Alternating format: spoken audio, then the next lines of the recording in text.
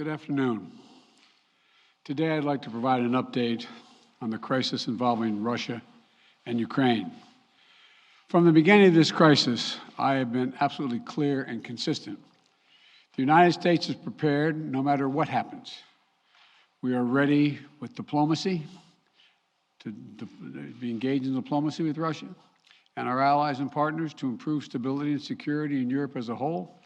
And we are ready to respond decisively to Russian attack on Ukraine, which is still very much a possibility. For all the events of the last few weeks and months, this has been our approach, and it remains our approach now. We continue to engage toward this end, along with our European allies and partners. The Russian defense minister reported today that some military units are leaving their positions near Ukraine. That would be good, but we have not yet verified that. We have not yet verified the Russian military units are returning to their home bases. Indeed, our analysts indicate that they remain very much in a threatening position.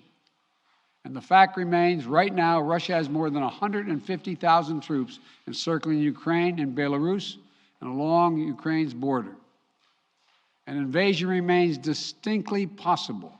Leaders and members of Congress of both parties who forcefully spoken out in defense of our most basic. The United States and NATO are not a threat to Russia. Ukraine is not threatening Russia. Neither the U.S. nor NATO have missiles in Ukraine. We do not have plans to put them there as well. We're not targeting the people of Russia. We do not seek to destabilize Russia. To the citizens of Russia, you are not our enemy. And I do not believe you want a bloody, destructive war against Ukraine, a country and a people with whom you share such deep ties of family, history, and culture. With the full force of American power. An attack against one NATO country is an attack against all of it. We are not seeking direct confrontation with Russia, though I've been clear that if Russia targets Americans in Ukraine, we will respond forcefully. And if Russia attacks the United States or our allies through asymmetric means, like disruptive cyber attacks against our companies or critical infrastructure, we are prepared to respond.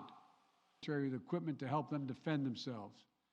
We provided training and advice and intelligence. If Russia does invade in the days and weeks ahead, the human cost for Ukraine will be immense. And the strategic cost for Russia will also be immense. If Russia attacks Ukraine, it'll be met with overwhelming international condemnation.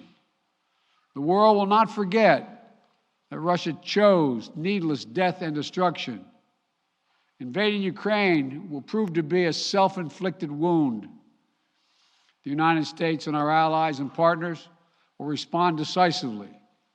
The West is united and galvanized.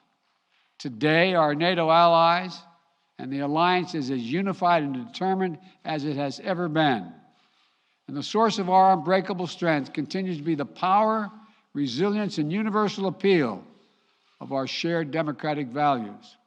We do not seek to destabilize Russia.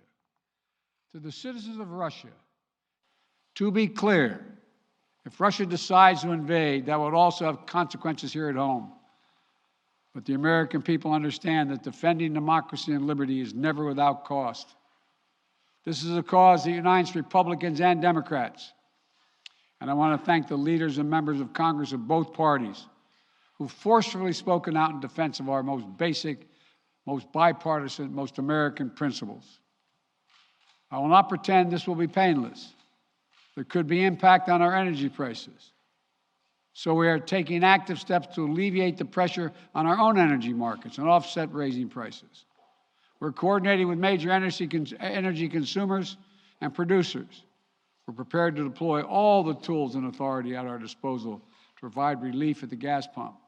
Thank you. I'll keep you informed.